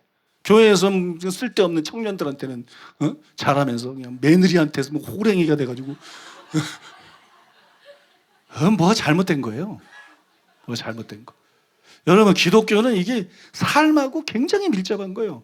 기독교는 종교를 강요하는 게 아니고, 교리를 단순히 강요하는 게 아니고, 기독교는 회개부터 요구하고, 믿음을 통해서 삶의 주인이 바뀔 걸 요구하고, 성령을 통해서 새 사람이 될 걸 요구하고, 하나님 말씀대로 순종하며 살아가며 예수님 닮을 거를 요구하는 거기 때문에 기독교는 이 삶하고 분리될 수가 없는 거예요.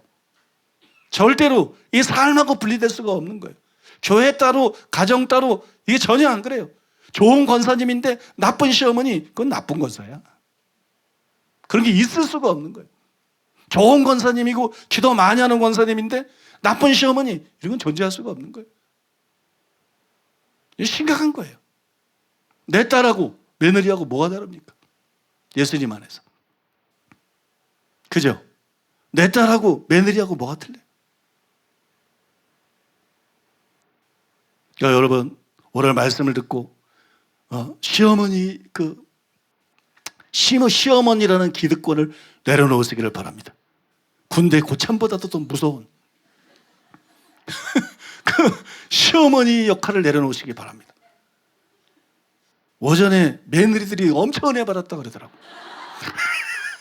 며느리들이 엄청 은혜 받고, 야, 내가 평생을 다녀야 될 교회를 만났다. 내가 정말 참된 목자를 만났다. 난 죽어도 이 교회를 떠나지 않으리라.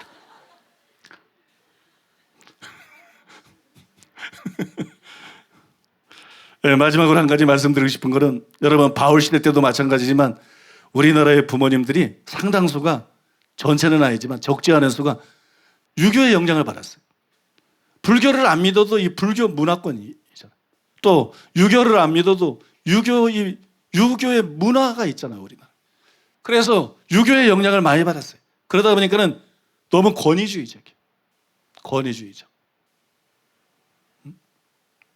자녀들이 어릴 때 수없이 노하게 하고 노엽게 하고 주의 교훈과 훈계로 양육하지도 않고 삶을 통해서 올바른 모범을 보이지는 않았으면서도, 그런 부모들도 많잖아요. 실제로 많거든. 그랬으면서도 단지 부모라는 이유 하나만으로 장성한 자녀들에게 이래라 저래라 하는 부모들이 많아요. 많은 부모들이 자신이 부모라는 것만 생각해. 자신이 부모라는 것만 생각하지 자녀들이 장성했다는 것을 잊어버려요. 자녀들이 장성했다는 것. 자녀들도 이제 부모라는 것. 자녀들이 부모이기 때문에 나쁜 부모에 대해서는 더 많이 분노하고 있다는 것. 내가 부모가 돼보니까 자식들이 이렇게 사랑스러운데 왜 우리 부모는 그렇게 이기적이었나? 왜 우리 부모는 그렇게 무책임했나? 왜 우리 부모는 저 모양인가? 더 이해가 안 되는 거죠. 자식을 낳아보면 부모가 심정을 안다. 그건 좋은 부모일 때 얘기야. 자식을 낳아보면 부모의 심장을 알고 부모의 사랑을 안다는 건 좋은 부모에 대해서는 당연히 그렇지. 그러나 타락한 인간이 어디 좋은 부모만 있나? 어제는 뉴스에 보니까 친엄마가 4살 된 딸을 갖다가 밥도 굶기고 때려서 죽게 만들었어요. 짐승만도 못한 인간이지. 그게 무슨 엄마야? 진짜 사형에 처해야지. 그런 사건들이 막 벌어지고 있어요. 정도의 차이는 있지만 정말 여러분, 좋지 않은 부모들도 많아요. 부모의 역할을 제대로 하지 못한 그런 부모들도 많아요. 그런데 부모라는 이유만으로 자신의 생각을 강요하는 거예요. 제일 힘들 때는 어느 때냐면, 어릴 때는 아직 발달이 덜 됐잖아. 이성적으로나, 그죠? 성장하고 난 다음에는 이성적으로 분명히 뭐가 옳고 뭐가 그런 거를 알아. 양심적으로 뭐가 옳고 뭐가 그런지를 알아. 하나님의 말씀을 통해서 뭐가 옳고 뭐가 그런지를 알아. 근데 나이 드신 분들이 다 그런 건 아니지만 어떤 분들은 나이 들면서 그냥 고집만 남았어. 그래서 분명히 바른 게 아니야. 분명히 옳은 게 아니고, 분명히 양심적인 게 아니고, 분명히 성경적인 게 아닌데 그걸 막 강요하는 거야. 자식이니까 너 내 말을 들어야 된다. 막 강요하는 거야. 그러면 여러분, 자녀들이 얼마나 분노하겠어요. 부모들은, 올바른 부모들은 물론 안 그렇죠. 올바른 부모들은 자녀들의 잘못 때문에 화가 나도 그걸 다 표출하지 않습니다. 자녀를 사랑하기 때문에. 사랑은 오래 참는 거니까. 그죠? 자녀들을 사랑하니까. 근데 올바르지 않은 부모들은 그냥 부모라는 이유로, 자녀들은 어리고 자기들이 힘이 세다는 이유로 화나면 화나는 대로 다 표현해. 때리고 때려 부수고 욕하고 그런 부모들도 많죠. 그런 부모들도 상당수가 있죠. 그러나 자녀들은 어떻게 그렇습니까? 자녀들은 어릴 때만 그러는 게 아니야. 아예 막대 먹은 자녀 아니라면 나이 들고 장성에서도 부모 앞에서 부모 때문에 화나는 거 다 표현하지 않습니다. 부모 때문에 화나는 거 10분의 1도 표현 안 합니다. 그러나 다 이제는 이성적으로 발달해가지고 무엇이 옳은지 알아요. 부모 말이라고 무조건 받아들이고 바보가 아닌다면 그런 사람은 없어요. 이성적으로 부모의 말이 맞는 말인지 합당한 말인지 합당한 요구인지 아니면 말도 안 되는 소리인지 다 알아. 그랬을 때 여러분, 자녀들이 그 분노심을 다 표현하진 않아도 속으로 얼마나 분노하겠어요. 부모에 대해서 얼마나 분노하겠어요. 이게 무슨 얘기냐? 관계가 깨진다, 그런 얘기예요. 관계가 깨진다. 부모와 자식이라는 게 껍데기만 남는 거예요. 껍데기만 남지 실제 관계는 깨져버리는 거예요. 마음과 마음으로 존중하고 마음과 마음으로 위하고 아끼고 이런 사랑하고 이런 관계들이 깨져버리는 거예요. 그래서 이거 굉장히 중요한 거예요, 여러분. 지금은 제가 자녀들의 쇼를 가르치는 것이 아니고 부모의 자녀 교육에 대해서 지금 쭉 이게 완결이야, 이게 완결. 이 유교의 잘못된 영향 때문에 부모들이 예수를 믿는데도 착각에 사로잡혀 있어. 그냥 자녀들이 다 성장했는데도 내 자녀니까 개똥철학이야, 개똥철학. 뭐 옳은 것도 아니고 성경적인 것도 아니야. 근데 막 강요하는 거야. 이렇게 해라, 저렇게 해라. 그러면 안 된다. 내 말을 따르라. 내가 부모니까. 자녀들은 미치겠는 거야. 그런 일이 많아요, 여러분. 의외로 많습니다. 인간 세상이 타락한 세상이라서 그렇게 동화처럼 아름답기만 하지 않아. 동화처럼 아름답기만 하지 않아. 그러면 관계는 깨지는 거야. 그냥 마음을 다 잃는 거예요. 자녀가 어릴 때에는 우리가 배운 대로 자녀 교육을 제대로 하고 자녀가 자라면서는 존중하기 시작해야 돼. 때리는 것도 어릴 때 때려야지 벌써 고등학교, 대학교 때인데 내 아들이다, 내 딸이다 때리는 부모는 무식한 부모야. 그건 폭력이야. 그때는 말로 해야 되는 때지. 그때 말로 설득을 해야 되는 때지. 그 다음에 자녀가 성인이 되면 부모라도 자녀를 인격적으로 대해야 되는 거야. 인격적으로. 인격적으로 존중해야 되는 거야. 배우자를 선택할 때에도 또 가정을 이루고 가정에서 어떤 선택을 하고 결정을 할 때에도 부모로서 관심을 가지고 애정을 가지고 사랑을 가지고 많은 경험이 있고 지혜가 있으니까 권면을 해주고 조언을 해주고, 그죠? 그거 자녀들이 다 알아. 그런 마음으로 해주는 말들은 자녀들이 성장했기 때문에 다 알아. 그런 걸 듣기 싫어하지 않아. 그런 건 감사함으로 받아들이고 참고해요, 그죠? 그러나 자녀들이 다 성장했는데 내가 아버지니까 내 말을 들어야 된다. 내가 엄마니까 내 말을 들어야 된다. 이건 참 말도 안 되는 소리들이에요. 부모가 무슨 신입니까? 유교에서야 그 부모를 우상으로 숭배하는 거지만 기독교에서는 하나님을 섬기는 건데 부모가 무슨 신입니까? 장성한 자녀들이 아버지 말이니까 무조건 들어야 되고 엄마 말이니까 무조건 들어야 되고, 이건 정말 성경적으로 봐도 말도 안 되는 소리거든.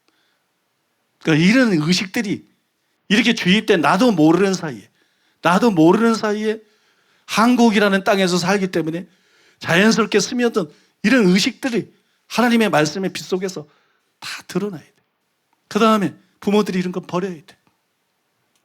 그래야 여러분 깨어졌던 자녀와의 관계가 진짜 회복이 됩니다. 성경에 보면 자녀들의 마음을 아버지에게로 돌아서게 하고 아버지에게로 돌아서게 하고, 정말 그런 일들이 일어나는 거예요. 그래야 돌아서는 거죠. 관계 회복은요, 여러분 꼭 기억하세요. 누가 용서한다고 일어나지 않습니다. 자녀 측에서 부모가 어떤 부모든지 용서하고 받아들인다. 그거는 관계 회복은 안 일어납니다. 진짜 관계 회복은 회개할 때 일어납니다. 부모가 잘못했으면 부모가 회개해야 돼. 부모가 생각이 잘못됐으면 부모가 그 생각을 버리고 바뀌어야 돼. 이러지 않으면 진짜 관계 회복은 안 일어나. 부모가 아니라 상대가 하나님이래도, 하나님이 여러분 무조건 관계 회복이 됩니까? 하나님이 무조건 용서합니까? 그렇지 않아요, 여러분. 하나님은 용서하기를 원하시지. 하나님은 구원하기를 원하시지. 하나님은 무조건 용서하지 않아요. 사람이 회개해야 돼. 반드시 사람이 자기 죄를 깨닫고 뉘우치고 회개하고 돌이켜야 하나님과 사람 사이에 관계 회복이 일어나는 거예요. 하나님과 사람 관계도 마찬가지고 부모와 자식 관계도 마찬가지고 모든 관계가 마찬가지예요. 모든 관계가 마찬가지예요. 그냥 뭐 성자처럼 한편에서 용서하고 사랑한다고 그런다고 이게 관계 회복이 일어나는 거 아닙니다. 그런 것이 사람의 마음을 감동시킬 수도 있고 변화시킬 수도 있어요. 그러나 그런다고 사람이 다 변화되는 것도 아니야. 하나님이 전 인류를 다 사랑했지만 얼마나 많은 사람들이 회개하기보다는 더 악을 행하고 지옥에 가는데. 그러니까 진정한 관계 회복은 일방적인 게 아니에요. 진정한 관계 회복은 다 인격적인 존재들이기 때문에 하나님도 사람도 부모도 자녀도 모든 관계를 맺는 사람들이 이 사람도 인격이고 이 사람이 인격이기 때문에 잘못한 게 있으면 깨닫고 고치고 회개하고 돌이키고 이럴 때 비로소 진짜 관계 회복이 일어나는 거예요. 진짜 관계 회복이 일어나고 사랑이 회복이 되는 거예요. 믿습니까? 부모 자식 간에도 자녀들이 정말 부모를 공경하고 싶은, 정말로 효도하고 싶은, 정말로 잘하고 싶은. 사실 여러분 자녀들 중에는 의무만 다하는 자녀들이 많습니다. 그냥 부모니까 의무적으로 의무만. 그러나 마음에서 우러나오는 그런 효를 안 하는 사람들이 많아요. 그걸 어떻게 자식 탓을 하겠어요? 그것은 사랑이 내리사랑인 것을. 사랑을 내려보내지 않았기 때문에 사랑이 안 올라오는 거예요. 사랑을 안 받았으니까, 사랑이 안 받았으니까, 사랑의 씨가 뿌려지지 않았으니까 사랑의 꽃이 안 피는 거예요. 그러니까 관계 회복은 절대로 일방적인 게 아니에요. 관계 회복은 누구든 잘못된 측이 하나님의 말씀을 통해서 생각을 바꾸고 자기 잘못한 것을 회개하고 바뀌어야 되는 거예요. 여러분 믿으십니까? 이런 얘기들이 유교 문화권에 물들어 있는 우리나라에서는 상당히 새롭게 들릴 수 있어요. 그러나 이게 진리입니다. 이게 진리입니다. 이게 옳은 것입니다. 나는 정말 이 설교를 통해서 세대 간의 화해들이 일어나기를 바랍니다. 세대 간의 하나됨, 이 세대 간의 회복들이 일어나기를 바랍니다. 근데 그거는 뭐 자녀들에게 부모에게 효도해라, 부모에게 순종해라, 부모를 공경하라 이런다고 되는 게 아니야. 이런다고 되는 게 아니야. 사랑은 내리사랑이야.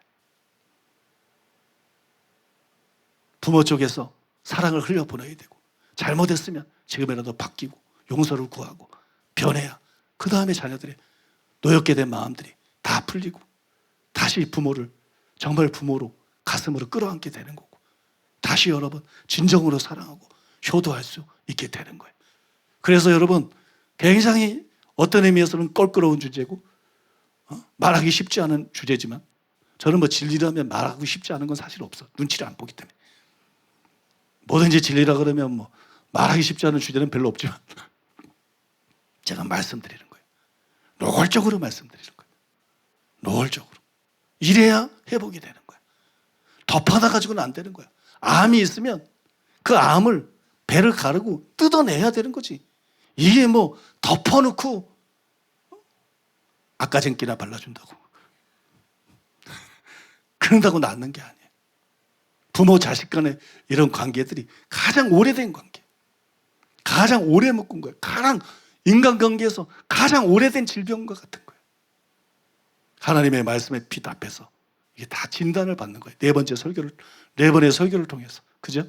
하나님의 말씀의 빛을 통해서 다 진단을 받는 거예요. 그리고 잘못한 것은 정말 뉘우치고 고쳐야 돼. 입으로만 잘못했다, 이거 아무 소용없어. 그런 거는 관계에서 안 통해. 정말 하나님의 말씀을 통해서 잘못된 건 이게 잘못된 거구나, 잘못한 건 이게 잘못한 거구나, 그리고 바뀌어야 돼. 그때 여러분 비로소 관계들의 회복이 일어나고 자녀들의 마음이 부모에게로 돌이켜지게 되고, 자녀를 사랑하는 부모로서, 또 부모를 공경하는 자녀로서 그렇게 서로가 서로를 아끼고 위하면서 이 세상을 살아갈 수 있는 것입니다. 그래서 이 시간에 우리 들은 말씀 기억하면서 이제 하나님 앞에 기도하기를 원합니다. 말씀 자체가 여러분들에게 여러 가지 기도 제목들을 듣는 사람의 형편에 따라서 던져줄 거예요. 또 어떤 중보 기도해야 될 제목들도 떠오를 것입니다. 여러분의 말씀 안에서 이미 기도의 제목들을 다 얻으셨을 것이기 때문에 이제 그걸 가지고 기도로 주님 앞에 나아가겠습니다. 다 같이 기도하겠습니다.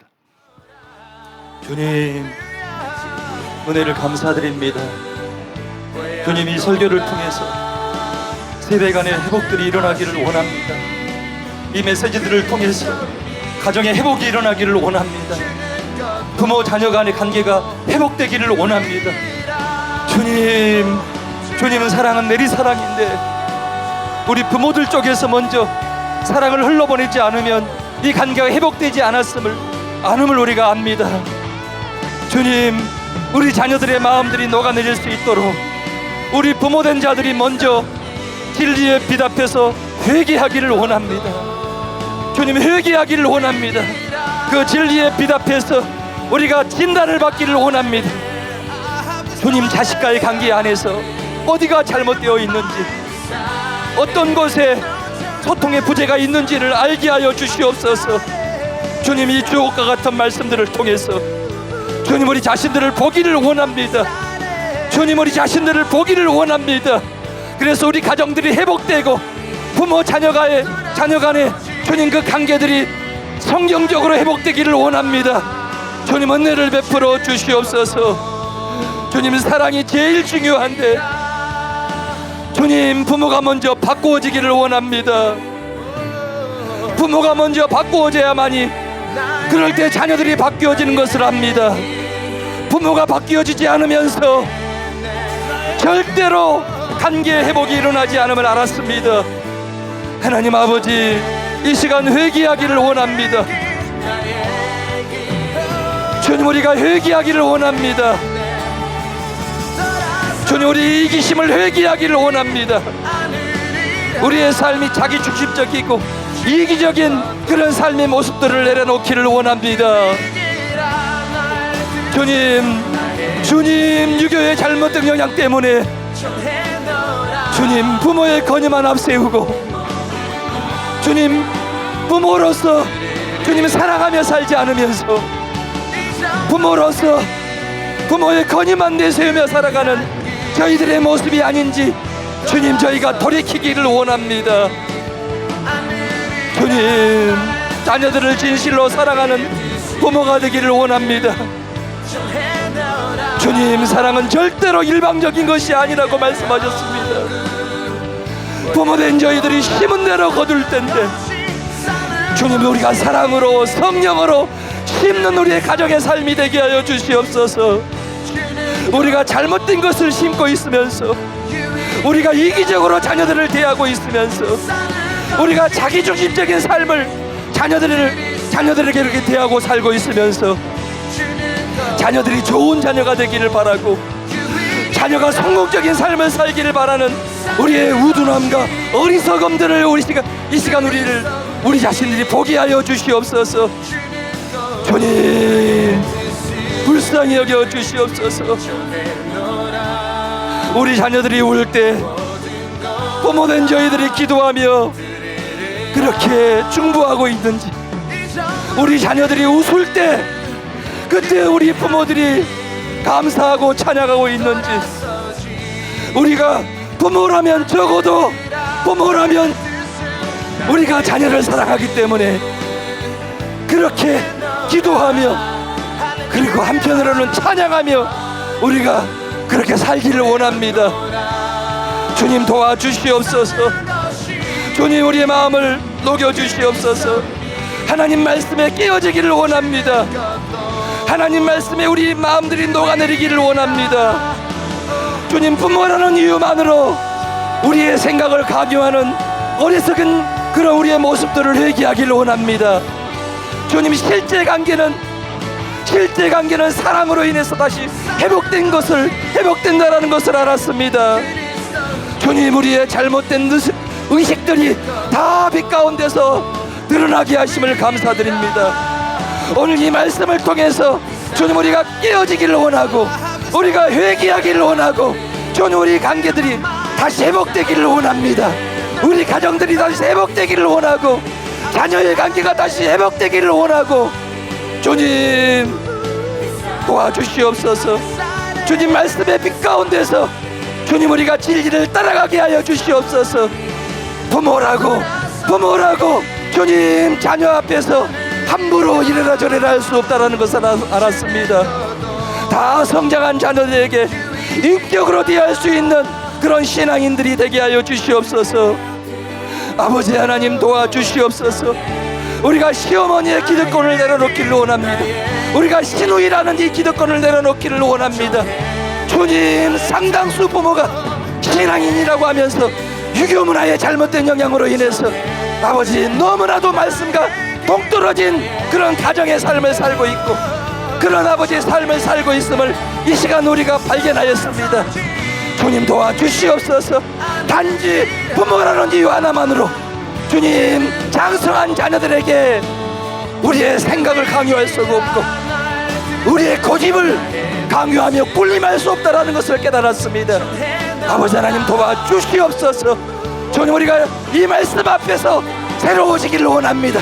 이 말씀 앞에서 우리 자신이 물럭도 녹아내리며 주님 회개함으로 우리가 변화되는 저희들의 삶이 되기를 원합니다. 아버지 하나님, 정말 우리 자녀들에게 정말 본이 되는 삶을 살아가고 있는지요? 주님, 우리가 부모가 되었으면서 자녀들에게 육신적인 것만 강요합니다. 너는 돈 많이 벌어야 된다. 너는 지위가 높아져야 된다. 너는 유명해져야 된다고 이 세상에서 육신이 잘 되는 것만 우리가 열심으로 가르치고 있지 실제로 영 안에서 자녀들을 교육하지 못하고 있습니다. 실제로 우리가 진리의 빛 안에서 우리 자신들이 올바로 자녀들을 영적으로 지도하지 못하는 가운데 있습니다. 하나님 아버지, 이러한 잘못된 것들을 우리 부모들이 이제는 알게 하여 주시옵소서. 주님, 세상적인 성공이 참된 성공이 아님을 알게 하여 주시옵소서. 우리가 올바른 부모가 되는 것이 진정한 성공이라는 것을 메시지를 통해서 알았습니다. 주님, 자녀들에게 가장 큰 영향력을 끼치는 역할을 하는 존재가 우리 부모들인데 우리가 막중한 책임감을 느끼고 자녀들을 교육할 수 있고 자녀를 주의 훈계와 교훈으로 양육할 수 있기를 원합니다. 그리고 자녀의 본이 되기를 원합니다. 그래서 우리 자녀들의 영혼을 마귀에게, 우리 자녀들의 영혼을 세상에게 더 이상 빼앗기지 않기를 원합니다. 우리가 주님, 우리 자녀들을 천국에서 같이 만날 수 있도록 천국에서 우리 자녀들과 영원토록 행복하게 살 수 있는 그런 자녀들로 우리가 남은 생애를 교육하고 남은 생애를 자녀들을 그렇게 사랑해서 관계 회복을 통해서 자녀들이 진실로 주님을 사랑하고 진실로 부모를 사랑해서 공경할 수 있도록 우리 자녀들이 변화의 길로 돌아설 수 있도록 부모된 저희들이 먼저 회개하고 말씀으로 돌아가기를 원합니다. 부모된 저희들이 먼저 회개하고 주님께로 돌이키기를 원합니다. 아버지 하나님, 진리의 빛 가운데 우리 자신의 아버지 실체를 적나라하게 보게 하시니 감사를 드립니다. 아버지, 우리에게 눈물을 주시옵소서. 회개의 눈물을 부어 주시옵소서. 수십 년 동안 예수를 믿었다고 했지만 주님, 우리의 관점이, 우리의 가치관이 저 세상 사람들의 관점과 다를 것이 없습니다. 그 유교의 잘못된 문화로 인한 영향 때문에 우리가 신앙과 동떨어지게 자녀들을 교육했고 주님 그 자녀들을 양육했고 주님 본이 되는 삶을 살지 못했습니다. 우리가 자녀들을 위해서라도 우리 자신이 바뀌기를 원합니다.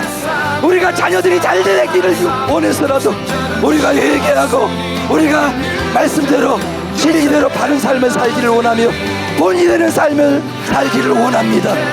오 주님, 오 주님, 우리의 마음이 물먹듯이 녹아내리게 하여 주시옵소서. 주님, 부모 자식과의 관계가 오늘 이 말씀을 통해서 다 말씀에 비답해서 진단을 받고 진짜 잘못된 것이 무엇인지를 알고 깨달아서 부모도 회개하고 바뀌고, 그리고 그 회개함으로 인한 회개에 합당한 열매들이 가정 안에서 자녀의 관계 안에서 그것이 열매를 맺는 그런 놀라운 축복의 결실하는 가정들이 될 수 있도록 주님 이 말씀을 들은 저희들이 깨어지게 하시고, 또한 이 말씀이 주님 선포될 뿐만이 아니라 이 말씀이 책으로 나왔을 때 한국교회 안에 있는 이 무지의 어두움들이 진리에 비답해서 낱낱이 드러나서 부모된 성도님들이 다 회개하고 말씀으로 돌아가고 진리로 돌아가고 주님의 합당한 사람들로 돌이킬 수 있는 그 은혜가 주님 한국교회 안에 임하기를 원합니다.